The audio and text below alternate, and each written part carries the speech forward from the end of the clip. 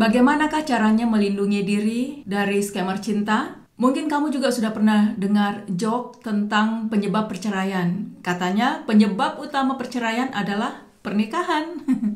Jadi katanya cara paling ampuh untuk mencegah perceraian adalah dengan jangan menikah. Nah, mungkin dengan logika yang sama, banyak orang yang menggunakan logika ini, bahwa cara paling ampuh untuk jangan menjadi korban scammer cinta adalah jangan pakai dating apps. Karena di dating apps banyak scammernya. Nah, pertanyaannya, kita balik ke logika perceraian tadi. Kenapa walaupun kita tahu bahwa ada banyak orang yang bercerai, tapi tetap saja lebih banyak orang lagi yang ingin menikah? Kenapa? Karena itu menyangkut kebutuhan yang terdalam dari manusia. Ya mungkin kebanyakan manusia ya butuh untuk merasa dimiliki dan memiliki, butuh kepastian, butuh untuk menetap, dan lain-lain. Nah, pertanyaan yang sama bisa kita pakai untuk dunia online ini. Walaupun ada banyak scammer cinta yang warawiri di aplikasi dating, tapi kenapa ada banyak orang yang mencari kenalan online dan tetap pakai aplikasi kencan? Ya, karena itu tadi, karena ada kebutuhan. Dari sebuah survei, ketika para korban scammer cinta itu ditanya mengapa mereka pakai aplikasi dating, walaupun mereka tahu di sana ada banyak scammer cinta, jawaban mereka adalah,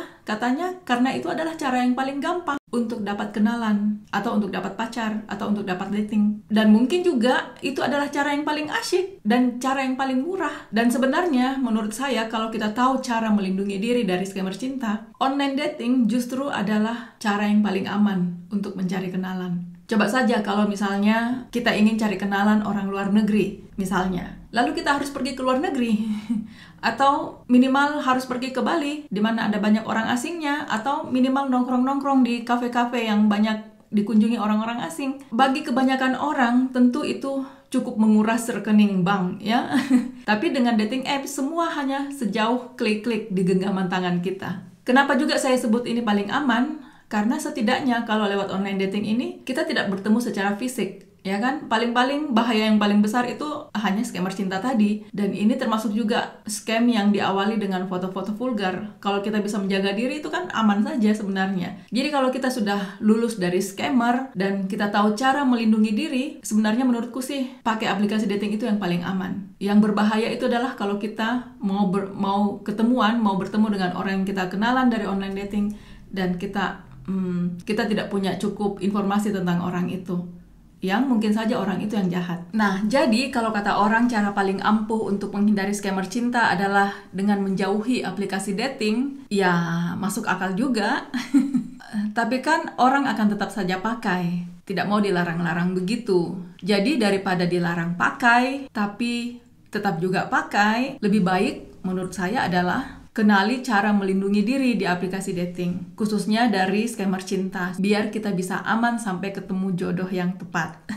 Jadi bagaimanakah caranya melindungi diri dari scammer cinta? Yang pertama, jangan kirim uang.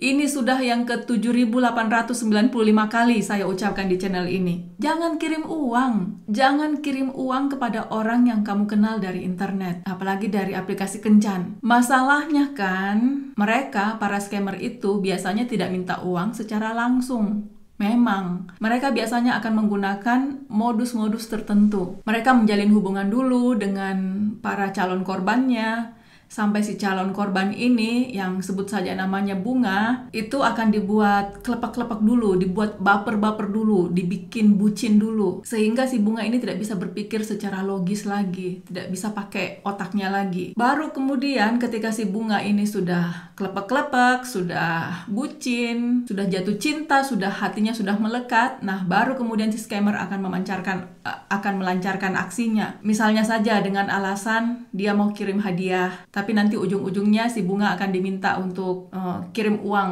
untuk menebus hadiah itu. Atau dia alasan mau bangun bisnis bersama, lalu bagaimanalah caranya supaya si Bunga itu diminta kirim uang untuk alasan apalah. Atau si abang bule ini akan mengalami apa, lalu minta tolong dipinjamin uang, nanti katanya diganti. Atau modus dia minta izin cuti atau apalah, lalu minta si Bunga bayarin dulu asuransinya, cutinya, atau banyak modus-modus lainnya. Untuk contoh modus-modus ini kamu bisa simak di video yang ini, ya. Nah, karena si Bunga ini sudah merasa disayang, sudah merasa jadian, sudah merasa saling nyaman dan pasti akan dinikahi, banyak bunga yang kemudian dengan rela memberikan apa saja yang diminta oleh si scammer. Dan ketika dia mengirim uang itu, si bunga ini akan merasa tidak sadar bahwa itu adalah sebuah penipuan. Makanya saya bilang, sebelum kamu terbutakan oleh cinta, ingat saja satu prinsip ini. Jangan kirim uang. Apapun yang terjadi, jangan kirim uang. Ada juga yang bertanya, bagaimana Kak kalau dia yang kirimin kita uang? Apakah itu juga ciri scammer cinta? Jawaban saya adalah, kalau kamu yang dikirimin uang, terima saja. Apalagi kalau kamu memang butuh. Kalau memang benar uangnya ada, masuk ke rekeningnya, terima saja. Hanya saja, jaga-jaga, jangan sampai itu modus juga. Kamu mungkin pernah dengar modus Ponzi, ya? Modus Ponzi itu pada intinya begini. Kamu diberi-beri dulu, dikirim-kirimin dulu. Nanti kalau kamu sudah merasa nyaman, kamu sudah bucin, dia akan minta yang jauh lebih besar dari apa yang dia sudah pernah berikan. Dia mungkin cuma kirim uang jajan sama kamu 2 juta, 3 juta. Tapi kemudian nanti dia akan minta 80 juta misalnya. Dan pada saat itu kamu nggak sadar kalau itu adalah aksi scammer. Karena kamu merasa dia sudah baik selama ini. Dan ketika itu terjadi, tetap saja menurut saya, saran saya, tetap pegang prinsip itu. Jangan kirim uang. Ini yang ke 7.899 kali saya ucapkan.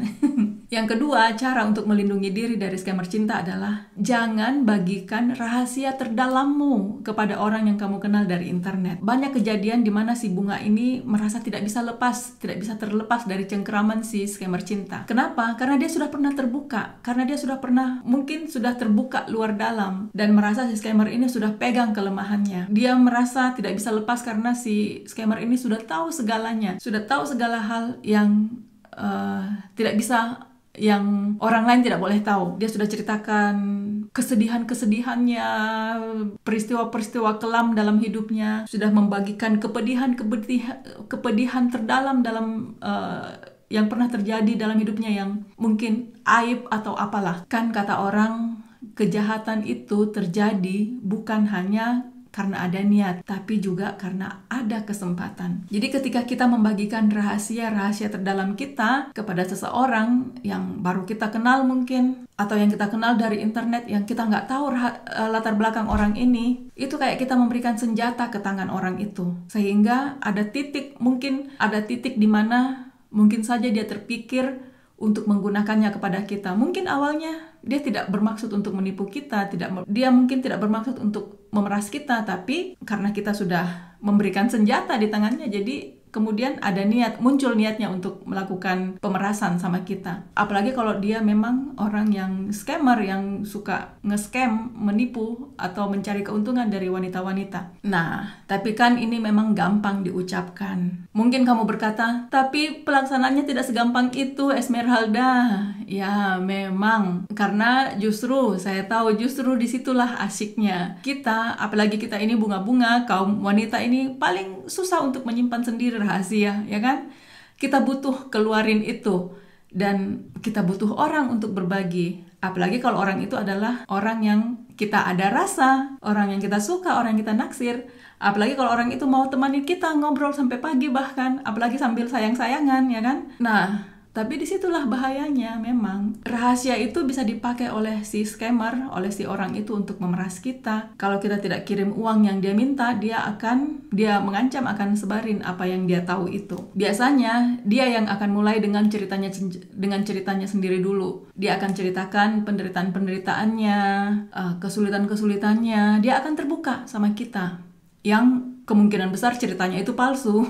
Lalu kita akan terpancing untuk juga terbuka sama dia. Yang masalahnya kan kita tidak ada niat apa-apa, kita tidak ada niat jahat apa-apa sama ceritanya dia. Dan sementara dia mau menggali, mau memancing kita untuk bercerita, untuk menggunakan cerita kita itu untuk menyerang kita nantinya. Cara yang ketiga untuk melindungi diri dari scammer cinta adalah cobalah jangan diam-diam. Cobalah berbagi cerita kepada seseorang di sekitar kita. Kadang-kadang kan kita tidak melihat ciri-ciri scammer itu karena kita terlalu dekat. Seperti kalau kita membaca buku terlalu dekat itu kita tidak akan melihat. Kita tidak bisa membaca karena perasaan kita terlalu dekat sama orang itu. Pikiran kita terbutakan oleh cinta. Nah, kalau ada orang lain yang tahu hubungan kita itu, orang itu mungkin punya pandangan yang lebih jernih, pandangan yang berbeda karena mereka bisa berpikir secara lebih logis karena perasaan mereka tidak terbutakan oleh cinta. Selalulah ingat bahwa bagaimanapun perasaan kita itu merasa sangat dekat, merasa sangat nyaman sama orang yang kita kenal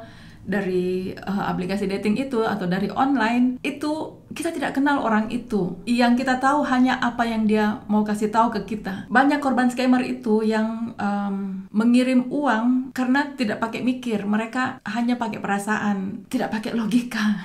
Walaupun pernah saya baca di kolom komentar di video mana gitu, katanya, Mbak, nggak usah muter-muter, nggak usah pakai logika-logika, langsung saja ke pokok masalah. Itulah kenapa banyak korban scammer, karena memang orang memang banyak yang tidak mau capek-capek mikir. Orang mau yang gampang-gampang saja. Pakai logika itu memang butuh mikir, butuh usaha. Itu memang tidak gampang.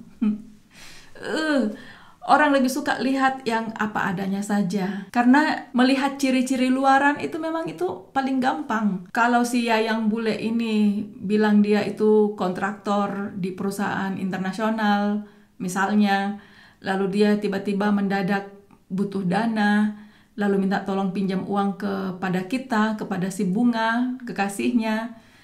Kalau si Mbak Bunga ini cinta banget sama si abang bule, yang terlihat hanya bayangan sang bule kekasih gantengnya itu dengan penampilan necisnya di foto-fotonya, dengan perasaan nyaman ketika mereka chatting, ketika mendengar kata-kata cinta dan janji-janji manis dari si bule, dengan impian nanti si abang bule ini akan datang menjemput. Si Mbak Bunga ini akan sulit untuk berpikir secara logis bahwa, loh, katanya perusahaan itu perusahaan internasional, kok minta dananya ke aku ketika ada masalah?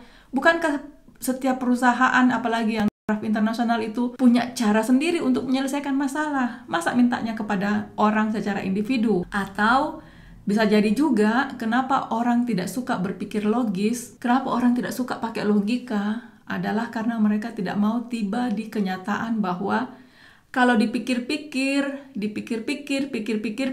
lagi, sebenarnya itu semua tidak masuk akal. Tapi kalau hasil dari berpikir pakai logika itu tidak menyenangkan. Banyak orang yang tidak mau pikir memang, karena hasil dari berpikir logis itu bisa saja menghancurkan mimpi-mimpinya.